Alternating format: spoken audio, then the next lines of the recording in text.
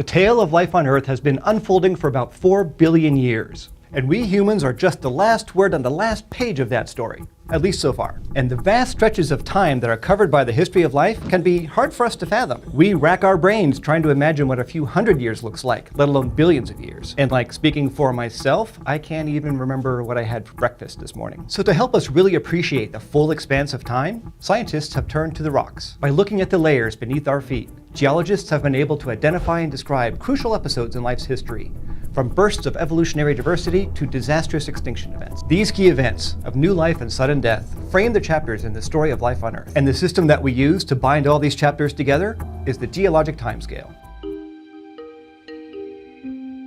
First, let's talk about the history of geologic time itself, because figuring out how to read history in rocks was not easy. For much of human history, of course, we had no idea how old the Earth was or what actually happened in deep time or what happened in what order. But in 1669, Danish scientist Nicholas Steno published the first laws of stratigraphy, the science of interpreting the strata or layers of rock in Earth's outer surface. Steno argued that the layers closer to the surface must be younger than the layers below them. So the farther down you dig, he thought, the older the fossils are that you find there. Sounds legit, right? But in Steno's day, when some people thought that fossils had literally fallen from the sky for some reason, this was a pretty revolutionary idea. Building on Steno's ideas, Italian geologist Giovanni Arduino went a step further and began naming the layers of rock. In the 1760s, Arduino studied the Italian Alps, organizing their layers based on their depth and composition. The lowest layers of metamorphic and volcanic rocks he called their primary layer.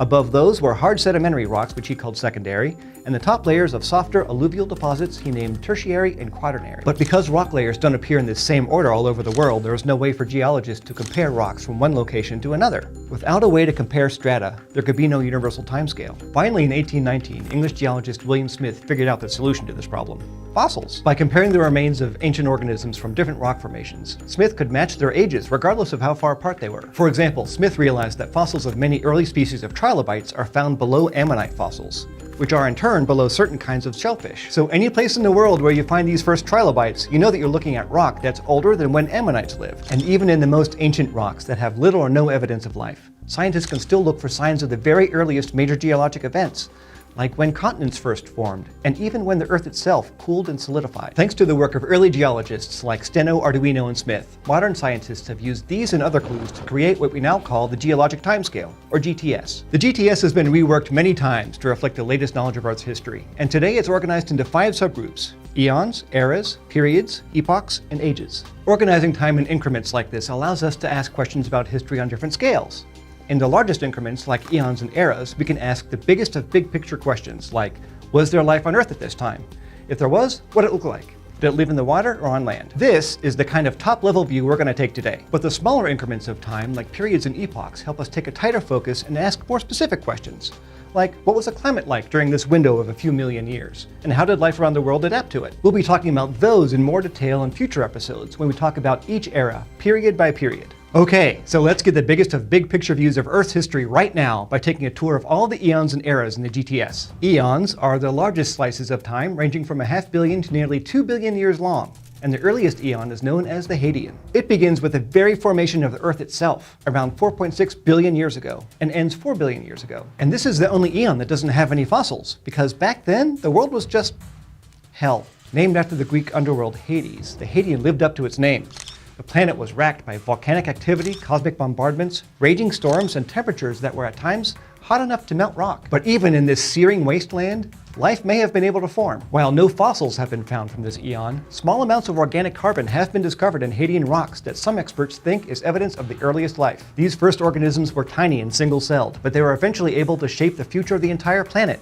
So their appearance is the one major benchmark of this eon. The Hadean was brought to an end by the cooling of the crust of the Earth, setting the stage for the continents to eventually form. And this cooling marked the beginning of the next phase, the Archaean Eon, which ran from 4 billion to 2.5 billion years ago. Named for the Greek word for origin, the Archaean was once thought to be when the first signs of life appeared. But at the very least, it's fair to say it was the first time that life flourished, forming mats of microbes in the primordial seas. The fossils that these microbes left behind are called stromatolites, or sometimes stromatoliths. And the very oldest of them, like those found in Western Australia, date from the Archaean. During this time, the atmosphere was mostly carbon dioxide.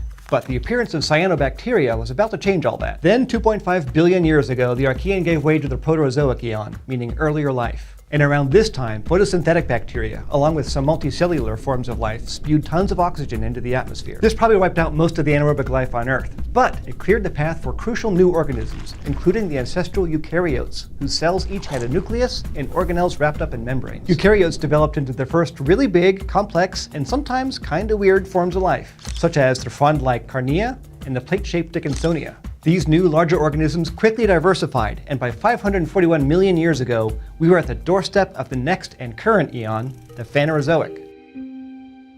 Its name means visible life, and the Phanerozoic was when life really became obvious. This is the eon that's home to trees, dinosaurs, newts, aardvarks, us humans, basically life as we know it. Whew, how you holding up? You doing okay? We've covered about 3.5 billion years already. Just got another 500 million to go, and then we're home free. Okay, now from here, it's best to explore the Phanerozoic eon through its eras, the next level down in the divisions of time. This will let us explore more recent history in greater detail. The first era of our current eon is the Paleozoic era, which began 541 million years ago. This chapter was defined by the diversification of visible life, and it started with a bang, actually an explosion, the Cambrian explosion. This rapid growth in diversity and complexity in the world's oceans is such a huge deal in the history of life that all the eons that came before it, the Hadean, the Archaean, the Proterozoic, they're all collectively known as the Precambrian. At the start of the Paleozoic, over about 25 million years, the fossil record suddenly reveals the appearance of complex animals with mineralized remains, hard parts. Shells, exoskeletons, that kind of thing. And the very first of these new animals to become truly widespread were the Trilobites. They were so common all over the world that they've been used as index fossils for the Paleozoic era for centuries, ever since the days of William Smith. But the Trilobites soon had competition. Fish developed teeth and jaws and came to dominate the seas, including the first sharks and armored giants known as placoderms. Meanwhile, the land, which had been barren since the formation of continents back in the Archaean, was finally being populated. First by plants and then by arthropods. By 370 million years ago, entire ecosystems had developed on primeval continents. Soon after, the earliest amphibians evolved and hauled themselves out of the water, leaving their first vertebrate footprints in the mud. 299 million years ago, the supercontinent of Pangaea had formed, with an enormous desert at its center. This desert was quickly populated by the ancestors of what would eventually become reptiles and mammals, which could thrive in dry conditions, unlike amphibians. But this time of incredible growth couldn't last forever, and instead, the Paleozoic era ended in cataclysm. 252 million years ago, 70% of land vertebrates and 96% of marine species disappeared from the fossil record, including survivors of previous extinctions, like our friends the Trilobites. I still miss those guys. The event, known as the Great Dying, was the most severe extinction in our planet's history, but its exact cause is still unclear. A possible meteorite impact off the coast of South America might be one clue, and in Siberia, layers of basalt show that massive volcanic eruptions covered large swaths of Pangaea in lava. Both of these incidents coincided with the end of the Paleozoic, and it seems more than likely that the extinction had many causes. In any case, the Paleozoic may have begun as a chapter defined by an explosion of life, but it ended in nearly absolute death. It took millions of years for life to recover, but when it did, a new world, the Mesozoic era, had arrived. This is often called the Age of Reptiles, and with good reason. Right from the start of the Mesozoic, reptiles were incredibly successful. This is when they took some of their most famous forms, like dinosaurs, pterosaurs, and a variety of marine species. In fact, all of the non-avian dinosaurs lived only in the Mesozoic, so they remain one of the best index fossils of this era. And many modern groups of organisms also evolved in the shadows of the reptiles, like mammals, frogs, bees, and flowering plants. But the Mesozoic era came to an end 66 million years ago, with yet another episode of devastation. This time known as the Cretaceous Paleogene, or KPG, extinction event. Like all mass die-offs, the KPG had many causes, but probably the biggest of them was a giant asteroid that struck the Earth, sending enormous amounts of ash into the atmosphere, blocking out sunlight, and creating a vicious cold snap across the planet. Without the sun's energy, entire plant communities died, and the animals that relied on those plants perished with them. Evidence of this impact can be found in a layer of iridium in rocks dating to the end of the Mesozoic. Iridium is an element that's rare on Earth, but very common in asteroids and comets. And a giant impact crater in the Gulf of Mexico, whose age matches the date of this extinction, has become the smoking gun for the asteroid hypothesis. The victims of the KPG extinction were some of the biggest reptiles of the land, sea, and sky, including all of what we now call the non-avian dinosaurs.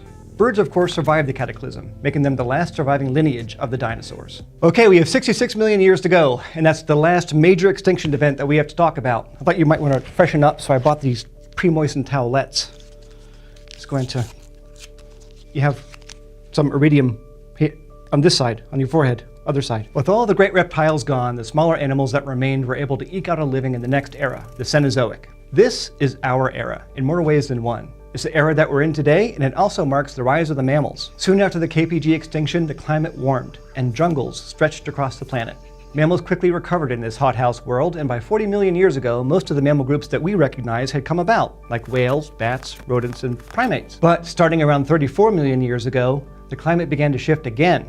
This time, ice caps started to grow at the poles, taking up much of the planet's water. And these drier conditions created a new habitat, the grassland, where ancestral horses and antelope were hunted by the first cats and dogs. It was also in these grassy plains, 7 million years ago, that a species of ape called Sahelanthropus became the first known primate to walk upright. 2.6 million years ago, the ice caps expanded even more, and the Earth entered a glacial period.